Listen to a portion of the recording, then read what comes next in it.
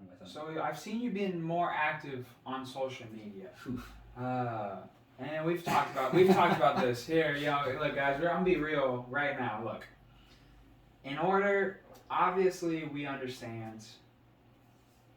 In order to really do things and build a personal brand at this point, you have to be extremely active on social media. It's a necessary evil. It is a necessary evil.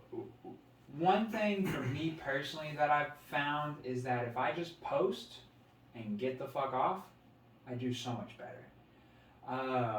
Instagram doesn't bother me as much. I like scrolling through Instagram and seeing people's pictures. I enjoy that. I enjoy commenting on people's pictures or watching people's Instagram stories. It's mostly Twitter and Facebook where there's just so much bullshit on there and so many people bitching about something.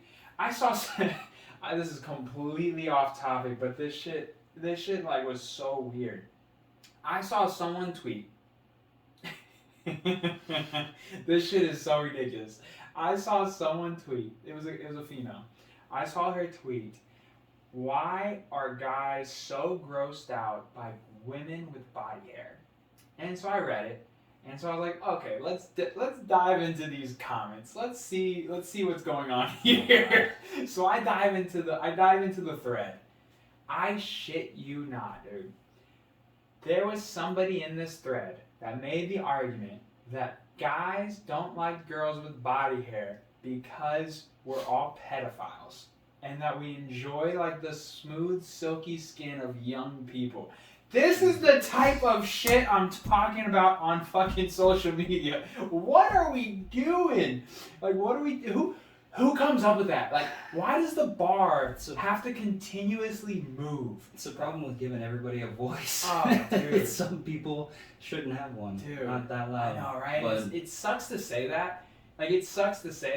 But unfortunately, it's fucking true. Yeah. Because some people just feel like they have to be so radical and just continue to raise that bar. And that's the whole issue with this whole cancel culture and things of this nature, like raising that bar. It's like, that's why some people are so terrified and so reluctant to get behind certain movements because they're scared of, it's not because they're not for the movement. They're scared for what comes next. All the people who don't agree with the movement. Yeah, they're scared just standing against it to stand against it for the sake of, They're scared of these radical people, the people that make the tweet that I just said. That's what they're scared of. They're not scared of the movement or not behind the movement. They're scared of the movement eventually having that same ideology. Yeah.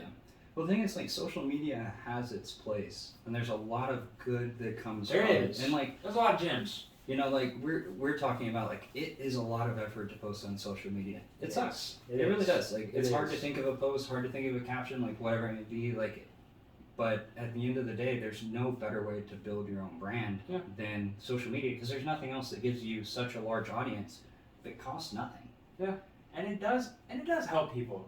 There is a lot, like we just said, there's a lot of good things on social media too. Like, I saw a bunch of people commenting on things that we said last podcast that they enjoyed. People were quoting it on Twitter. People were hitting me up on Instagram and like saying about parts that they enjoyed. They were like, people took off the social media apps off their homepage on their phone, or people started their stock account, whatever it was. That's pretty damn cool. Well, like, something that you said that like resonated with me. And it's like, I think on social media, people need to gas each other up more. It doesn't cost shit to like somebody's picture. It doesn't cost shit to comment on their picture. All it does is feed the algorithm. And like, maybe that person, like, what if they blow up? Who cares? Especially if you believe in that person.